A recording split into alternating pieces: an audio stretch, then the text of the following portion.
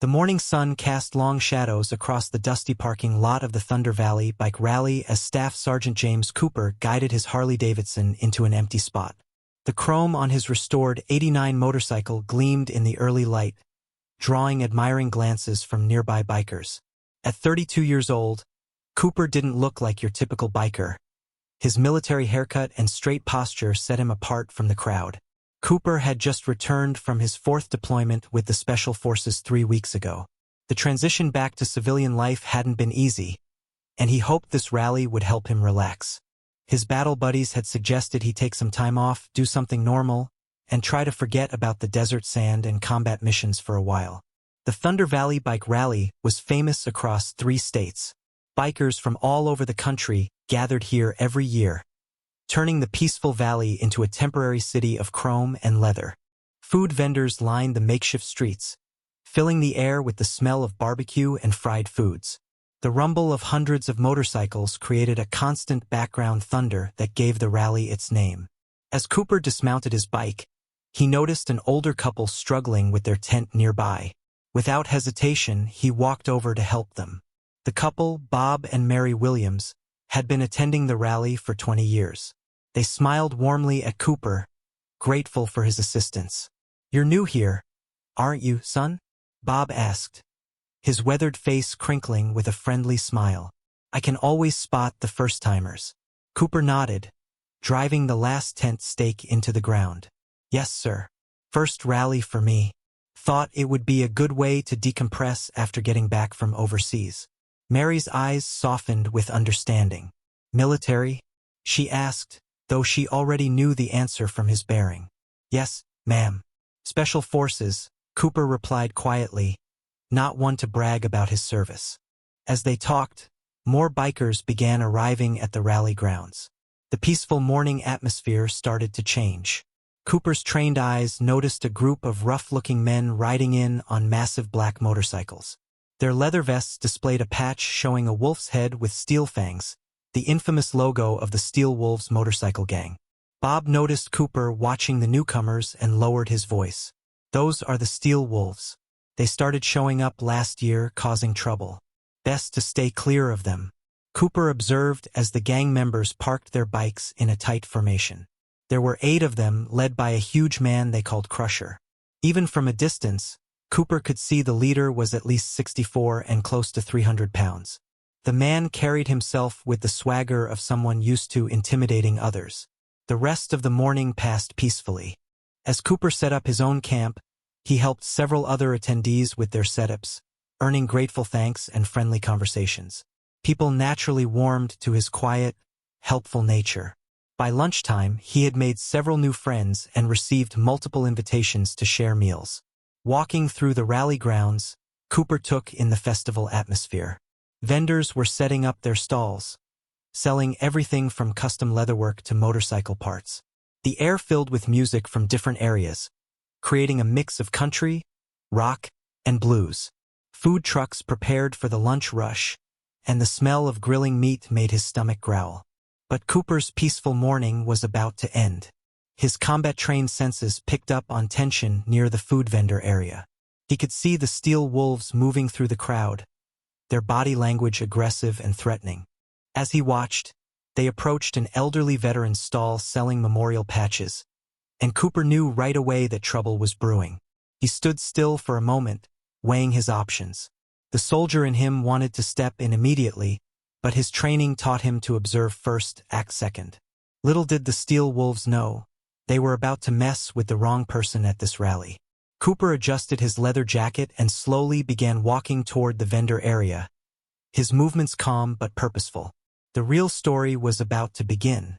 The afternoon sun beat down hard on the rally grounds as Cooper watched the Steel Wolves approach the elderly veteran's stall. The old veteran, wearing a faded Vietnam War cap, stood behind his table of carefully arranged memorial patches. His name was Frank Miller. At 70 years old, he had been selling these patches at bike rallies for over a decade to honor fallen soldiers. Crusher, the massive leader of the Steel Wolves, walked up to Frank's table with 2 of his gang members close behind. His heavy boots kicked up dust with each step, and the crowd nearby grew quiet. Cooper moved closer, pretending to look at merchandise at a nearby stall while keeping his ears tuned to the conversation. "Nice little setup you got here, old-timer," Crusher said, his voice dripping with fake friendliness. He picked up one of the memorial patches, turning it over in his thick fingers. "But you know, running a business in Thunder Valley can be dangerous. Things happen. Tables get knocked over, merchandise gets damaged." Frank stood his ground, his old military training still visible in his straight spine. "I've been selling here for years without any problems," he said firmly. "These patches honor our fallen heroes." Crusher's fake smile disappeared. "Times change, old man. Protection costs money these days. $200, and we make sure nothing bad happens to your little memorial business." Cooper noticed Frank's hands trembling slightly, but the old veteran's voice remained steady. "I won't pay you anything. These patches go to help veterans' families. Every penny counts." The two gang members behind Crusher moved to either side of the table. One of them, a skinny man with prison tattoos covering his neck, deliberately knocked over a display of patches. The carefully arranged items scattered across the dusty ground. Other vendors nearby quickly looked away, pretending not to notice. A few hurriedly closed their stalls. The atmosphere grew tense as more steel wolves gathered around, creating a wall of leather and menace. Bob and Mary Williams, the couple Cooper had helped earlier, watched from their nearby food stall. Mary clutched Bob's arm, preventing him from intervening. They had seen what happened to vendors who stood up to the steel wolves last year. Cooper continued his slow approach, analyzing the situation like he would a combat zone. He counted 8 steel wolves in total, all positioned strategically around the area. Crusher was clearly their leader, but Cooper identified the 2 largest members as the main threats after him. Frank bent down slowly to pick up his fallen patches, his aged joints making it difficult. Crusher laughed, the sound echoing across the suddenly quiet section of the rally. "Think about it, old-timer. We'll be back in an hour. $200 or we'll make sure you never sell another patch again." As Frank struggled with his scattered merchandise, something caught Cooper's attention. Among the fallen patches was one that made his heart skip a beat. It was the exact same design his fallen teammate had worn in Afghanistan. The sight of it brought back memories of his friend who hadn't made it home. That was the moment Cooper knew he couldn't stay silent anymore.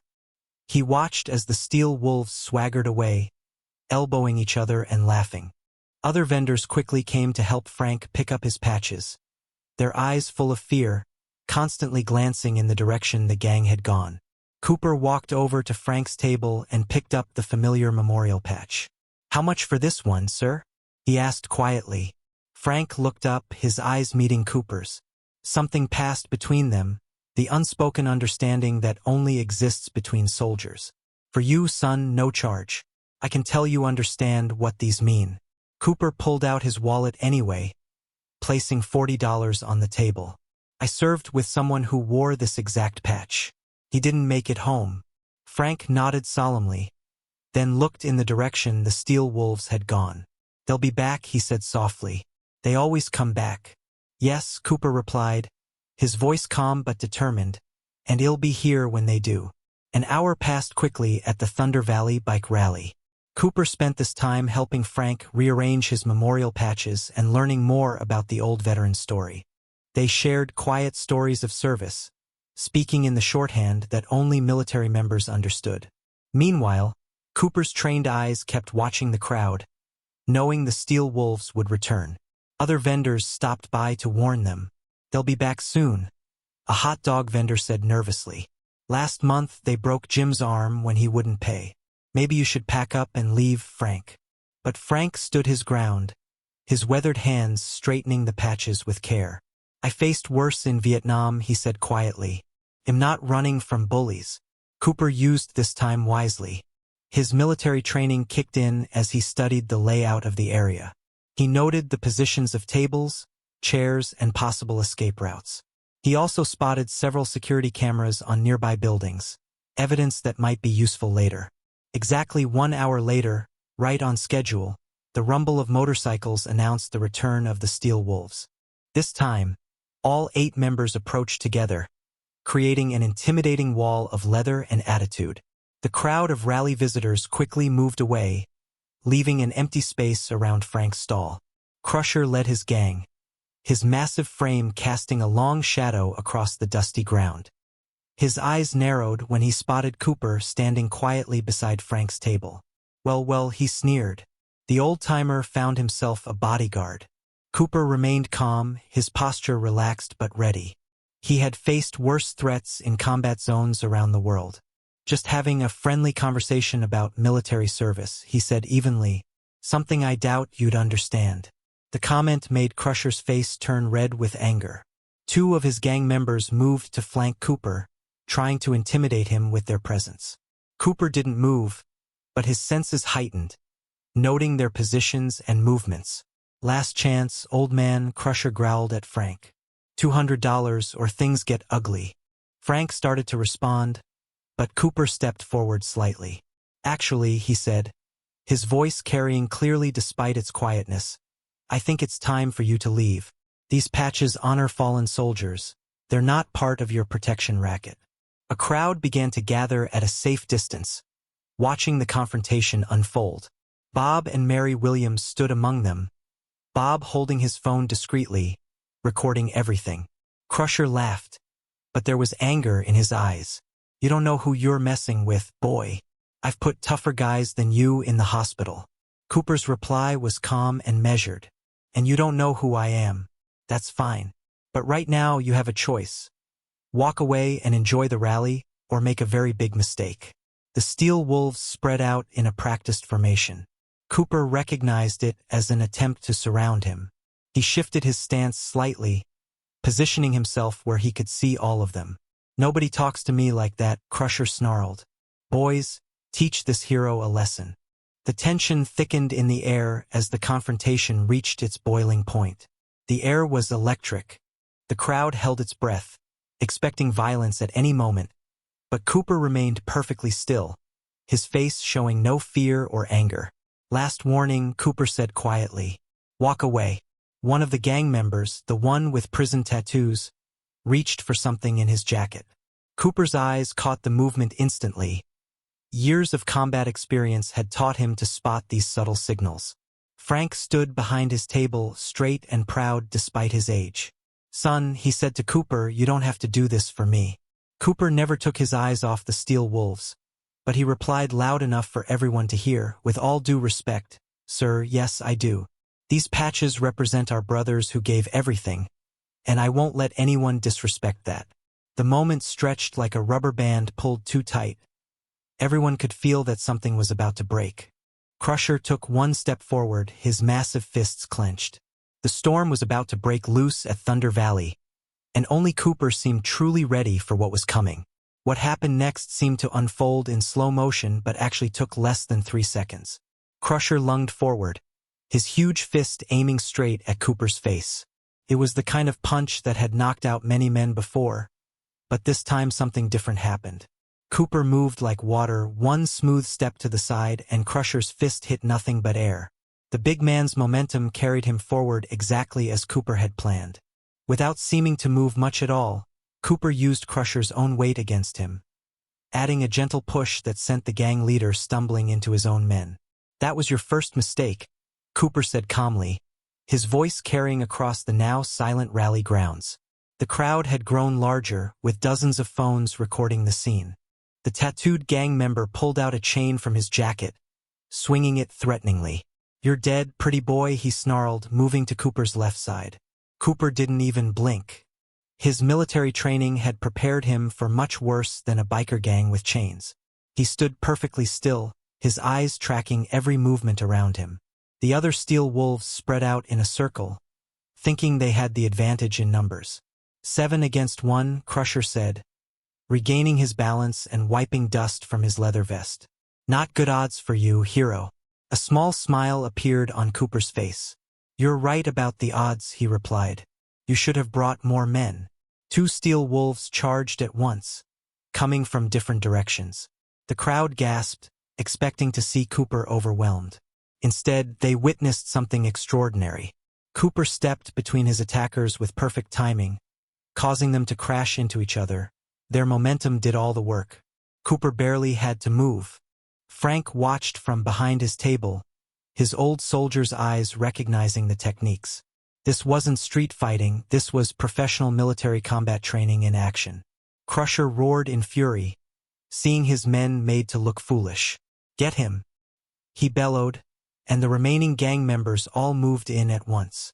What followed was a demonstration of skill that nobody at Thunder Valley would ever forget. Cooper moved with efficient precision, never throwing a single punch. Instead, he used the Steel Wolves' own strength against them. One gang member's wild swing ended with him face down in the dust. Another found himself tangled in his own chain. "Stay down," Cooper advised them calmly. "This doesn't need to get worse." But Crusher wasn't finished. He pulled out a heavy metal wrench from his back pocket, his face red with rage. "You think you're clever, boy? Let's see how you handle this." The crowd's nervous murmur turned to shock as Crusher charged forward, swinging the wrench like a club. Cooper's eyes narrowed slightly. This was no longer just harassment. This was attempted assault with a deadly weapon. Bob Williams, still recording everything on his phone, had already called the police. In the distance, sirens could be heard approaching the rally grounds. Cooper's movements changed subtly. His casual stance shifted into something more focused. Those in the crowd who had military experience recognized the change. This was a soldier moving into combat mode. Crusher swung the wrench in a wide arc, putting all his strength behind it. But instead of connecting with Cooper's head, the weapon met empty air. In one fluid motion, Cooper had slipped inside Crusher's guard. His hands moved in a blur, and suddenly the wrench clattered to the ground. No one clearly saw what happened next, but Crusher's roar of rage turned into a grunt of surprise. The huge man found himself off balance, his arm locked in a hold he couldn't break. Cooper had him in a position where the slightest movement caused intense pain but no actual damage. "The police are coming," Cooper said quietly, his voice steady despite the action. "I can hold you here until they arrive, or you can agree to leave this rally and never come back. Your choice." The other Steel Wolves, those who could still stand, watched in shocked silence. Their unbeatable leader was helpless in the hands of a man who hadn't even thrown a punch. Thunder Valley Bike Rally had just witnessed something remarkable, and the story was far from over. The police sirens grew louder as Cooper maintained his hold on Crusher. The remaining Steel Wolves looked at each other nervously, unsure what to do. Their leader was trapped, and for the first time, they faced someone they couldn't intimidate or overpower. "Last chance," Cooper said calmly, speaking directly into Crusher's ear. "Make the smart choice. Tell your men to stand down, leave the rally, and never bother these vendors again." Crusher's face was red with a mix of pain, rage, and embarrassment. He had never been humiliated like this before, especially not in front of his own gang. Sweat dripped down his forehead as he tried to break free, but Cooper's hold only tightened. "You're breaking my arm," Crusher shouted, trying to make Cooper look like the bad guy. "No," Cooper replied, his voice carrying to the crowd. "If I were breaking your arm, you'd know it. This is just a simple control hold. Any decent police officer or soldier knows it." 2 police cars pulled into the rally grounds, lights flashing.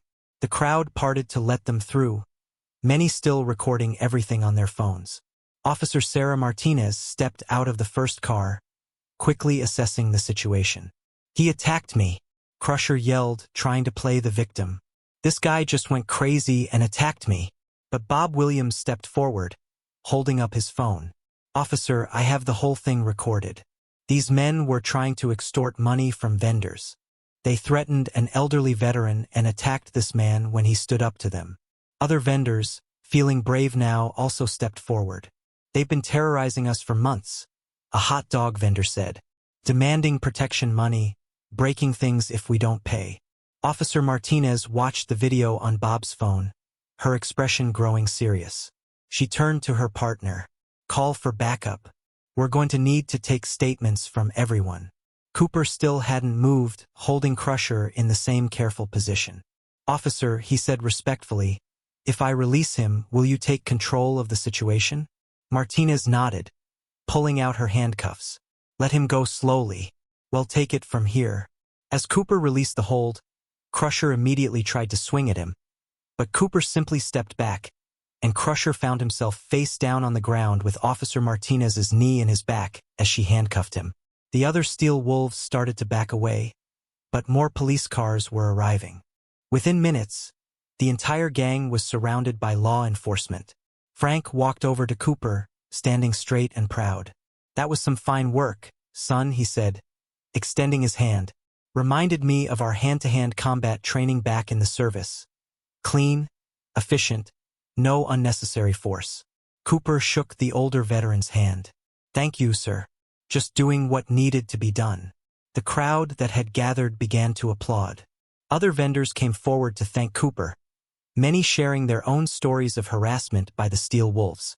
Officer Martinez approached Cooper after securing Crusher in her patrol car.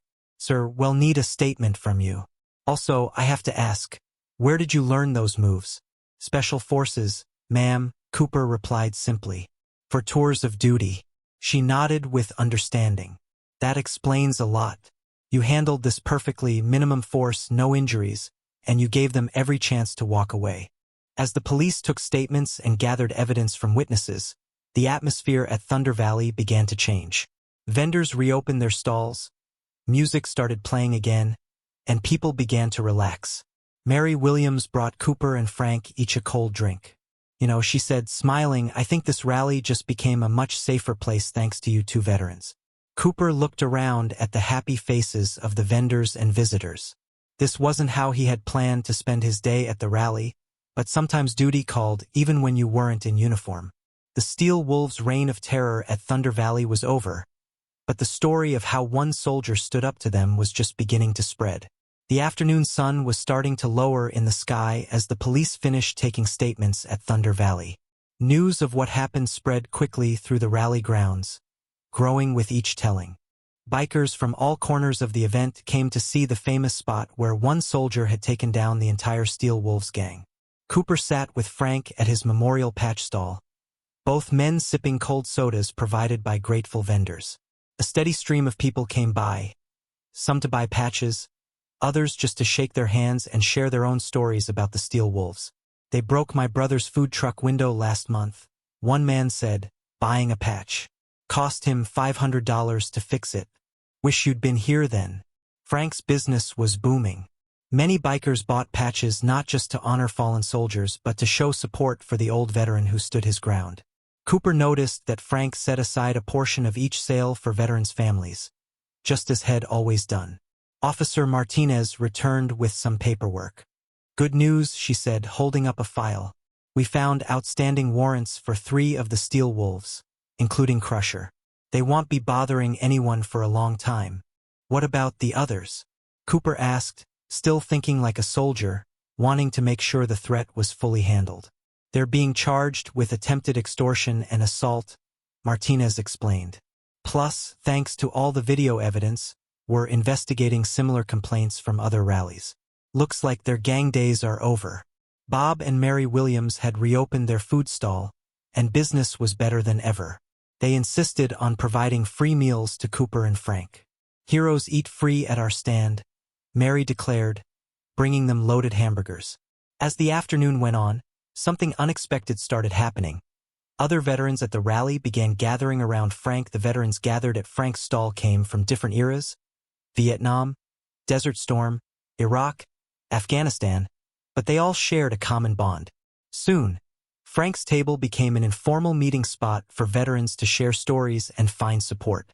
"You know what," said a young female veteran who had served in Iraq, "we should organize a proper veterans corner at future rallies. A place where we can help each other and make sure nothing like this happens again." Cooper listened as the veterans discussed plans. Some offered to provide security at future events, while others suggested organizing fundraisers for military families. What had started as a confrontation was turning into something positive. An official from the Thunder Valley rally approached their table. "Mr. Cooper," he said, extending his hand, "I'm Tom Richards, the rally organizer. I want to personally thank you for what you did today. We've been trying to deal with the Steel Wolves problem for months." Cooper shook his hand modestly. "Just did what needed to be done, sir." "Well, we'd like to do something in return," Richards continued. How would you feel about helping us organize a special Veterans Day at next year's rally? We could raise money for military families, have a memorial ride, the works. Frank's eyes lit up at the idea. Now that's something worth coming back for, he said, smiling. As the sun began to set, the atmosphere at Thunder Valley had completely changed. The fear that had hung over the vendors was gone, replaced by a sense of community and security. Music from various stages and the smell of barbecue filled the air, and people moved freely, enjoying the rally as it was meant to be. Cooper looked around at what his actions had created, not just the removal of a threat, but the beginning of something new. Veterans were finding each other, forming connections, and finding ways to support their community. Frank said, looking at the gathering of veterans around his stall, sometimes the best victories aren't about who you beat, but what you build afterward. Cooper nodded, understanding exactly what the older veteran meant. He had come to Thunder Valley looking for peace and had found something more valuable. A chance to make a difference, even out of uniform. The day wasn't over yet, and there were still more good things to come at Thunder Valley. As evening settled over the rally, the event took on a different character. Campfires began to light up across the grounds, and the sound of music mixed with laughter and conversation.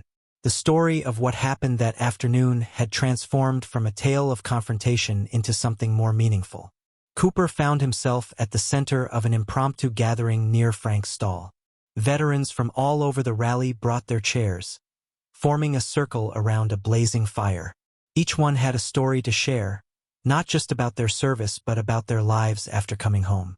The hardest part is feeling alone, said Mike, a Desert Storm veteran with long gray hair and a leather vest covered in patches. Sometimes it feels like nobody understands what we've been through. Others nodded in agreement. Cooper listened as they shared their experiences. The challenges of returning to civilian life, the importance of finding purpose, and the need for brotherhood beyond the battlefield. Frank's memorial patch business had evolved into something bigger.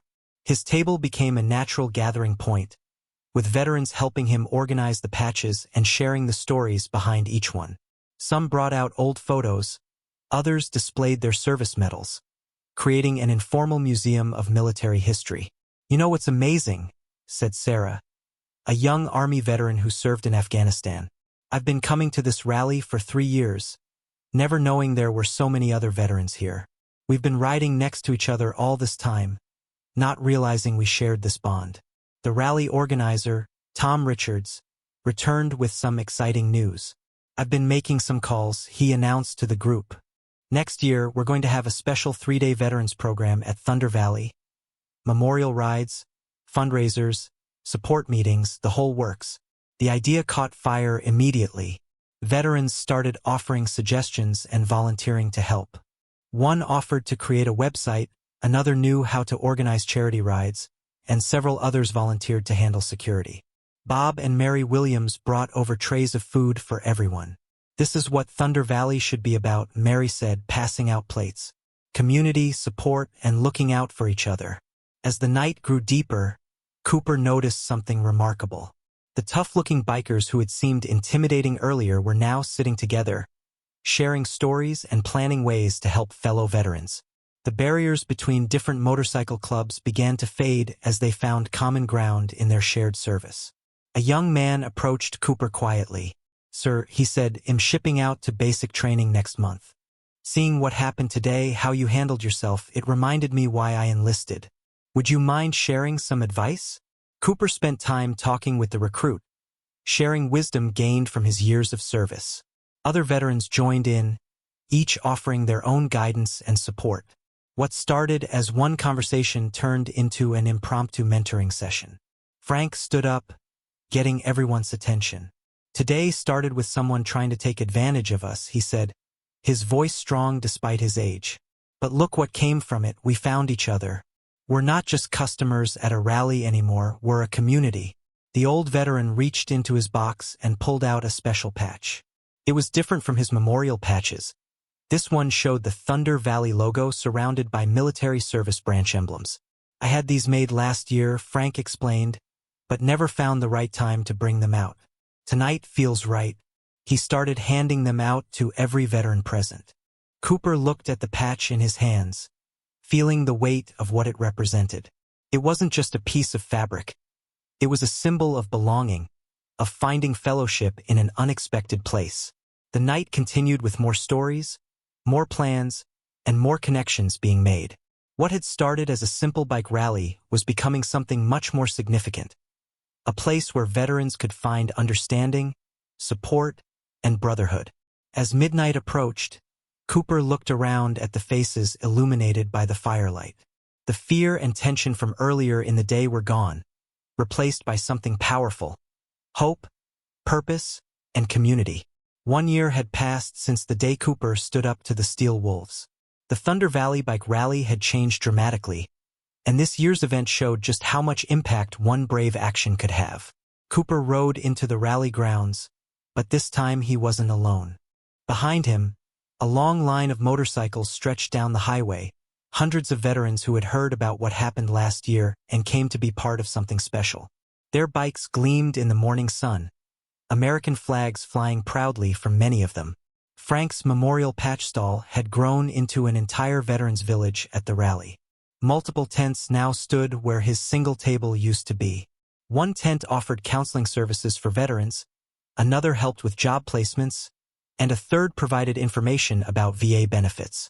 Frank himself, now wearing a special Veterans Coordinator vest, moved between the tents with energy that made him seem years younger. "Welcome home, brother," Frank called out as Cooper parked his bike. The two men embraced like old friends. "You started something big here, you know that." The changes were everywhere. The old fear that used to hang over the vendors was gone. Instead, veterans from different service branches provided security at the rally, working together with local police. Officer Martinez, who had arrested the Steel Wolves last year, now ran a special police outreach program at the event.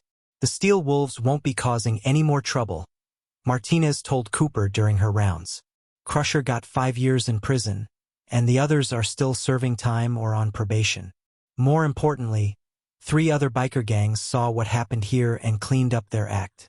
Bob and Mary Williams' food stand had expanded into a full restaurant area, with tables where veterans could eat for free, funded by donations from rally visitors.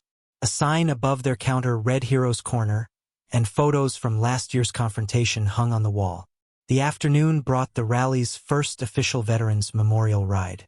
Over 500 bikes thundered through the valley, led by Cooper and Frank. They rode to raise money for veterans' families and to remember fallen soldiers. People lined the roads to wave and cheer as the bikes passed by. "Last year I was just looking for a quiet weekend," Cooper said during the evening gathering. "Instead, I found a new mission, a new purpose." The crowd of veterans and supporters nodded in understanding. A special ceremony was held at sunset. The rally organizer, Tom Richards, unveiled a permanent monument near the spot where Cooper had stood up to the Steel Wolves.